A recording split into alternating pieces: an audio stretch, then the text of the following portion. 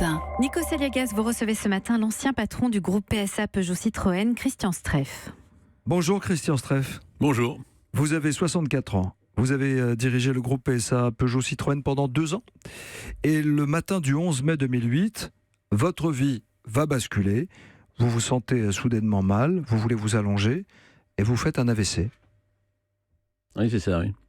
Je m'en souviens pas parce que j'ai simplement, ce matin-là, j'ai fait un petit somme, comme il m'arrivait souvent de le faire, 5 minutes, histoire de charger les batteries. La sieste réparatrice du guerrier, on dit. Voilà. Donc je me suis pas réveillé. Et c'est mon chauffeur qui m'a embarqué rapidement. C'est ce qui fait que je peux continuer à vous parler aujourd'hui, jusqu'à la Pitié-Salpêtrière.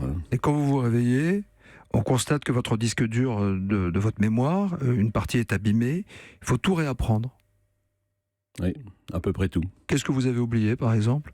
Aujourd'hui, je retrouve l'essentiel. Ce que j'avais oublié, c'est l'essentiel des mots pour parler correctement, pour vous parler à peu près comme aujourd'hui. Je pense que je parlais beaucoup mieux avant. Mais nous, on ne voit pas, on n'entend rien. En vrai, si on ne le sait pas, on ne prête pas attention justement à des choses ou à une facilité dans votre langage. Bon, aujourd'hui, 99% a disparu. Ouais. Mais à l'époque, c'était beaucoup plus grave que ça. Vous ne saviez pas dire que ceci est un verre, par exemple ou je ne savais pas reconnaître le verre. Je le reconnaissais bien, mais j'étais incapable de retrouver le mot, quoi. Enfin, et j'ai passé... Mais ça, vous le réalisez. Vous savez, dans votre tête, ce qui se passe. Oui, pas tout de suite. Assez rapidement, oui. Assez rapidement, et c'est là que les orthophonistes qui sont occupés de moi, et ma femme, et tous les gens autour de moi m'ont énormément aidé, quoi. J'ai passé beaucoup de temps avec sous les yeux un bouquin, un imagier, voilà. Comme les enfants, en fait. Tout à fait, oui. Tout à fait. Est-ce que, à ce moment-là, vous vous dites, je veux m'en sortir, ou non. Ou vous n'avez pas cette distance pour savoir pas du tout, non. Disons que je me suis toujours dit que j'allais m'en sortir, que j'allais travailler, comme toujours, hein, c'est un moment que je travaillais quand même, et avec la même énergie, je m'y suis mis... Et puis finalement on a réussi, quoi. En fait, en France, il y a près de 30 000 personnes qui en meurent des AVC chaque année. Sur les 130 000 nouvelles victimes, il y a un AVC en France toutes les 4 minutes. À ce moment-là, en 2008, vous ne le savez pas, vous ne faites pas les examens, vous travaillez dur, vous êtes un chef d'entreprise, vous tenez dans la fatigue, dans l'adversité. Mais votre vie va chambouler. Est-ce que vous réalisez d'autres valeurs de la vie quand il faut reconstruire ? J'ai 2 vies aujourd'hui, la première et la deuxième, c'est clair. Avant, j'étais suivi quand même, médicalement. Oui. Comme tout patron, je pense. Une fois par an, voilà. Personne n'avait rien remarqué, et je pense que rien n'était remarquable.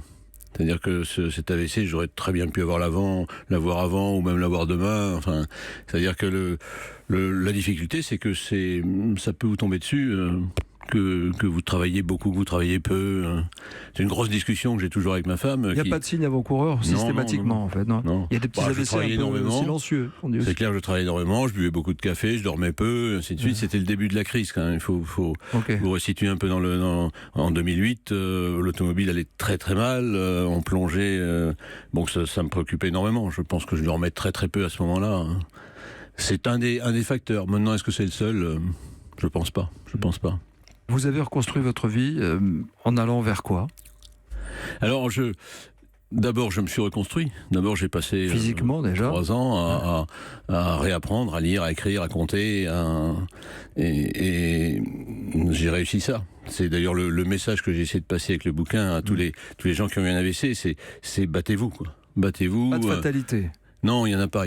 Je pense que même quand on est gravement atteint physiquement, on peut réduire et j'ai eu beaucoup de courriers après ce bouquin, dont un qui m'a énormément... Pressé, c'est le titre de l'ouvrage publié au Cherche-Midi. Oui, lorsqu'il est sorti, il a été lu par, je pense, beaucoup de gens qui avaient eu un AVC, et il y a un souvenir que j'ai en tête, c'est un gars dont la femme m'écrivait, parce qu'il n'était pas capable d'écrire. Et le dernier message, il m'a dit, c'est moi qui écris. Ouais. Et c'était merveilleux pour moi, d'avoir vaguement aidé quelqu'un à sortir de l'endroit où il était, quoi. Christian Streff aujourd'hui sort un film en salle avec Fabrice Lucchini. Il joue en fait votre vie, inspirée de cet ouvrage. J'étais un homme pressé. Ça s'appelle Un homme pressé. On voit partout des affiches dans les grandes villes. Ça fait quoi de voir votre vie jouée par quelqu'un d'autre ? Ça fait drôle, ça fait drôle. Lucchini le fait merveilleusement. Il interprète d'abord son rôle, hein, c'est pas moi. D'accord. Mais en même temps, c'est moi. Une partie de C'est-à-dire que dans le film, j'ai une centaine de détails que j'ai donnés au scénariste. C'est-à-dire que je retrouve réellement ce que j'ai vécu. Et en même temps, c'est Lucchini, c'est marrant, on pleure, on rit sans arrêt dans ce film. C'est assez fantastique.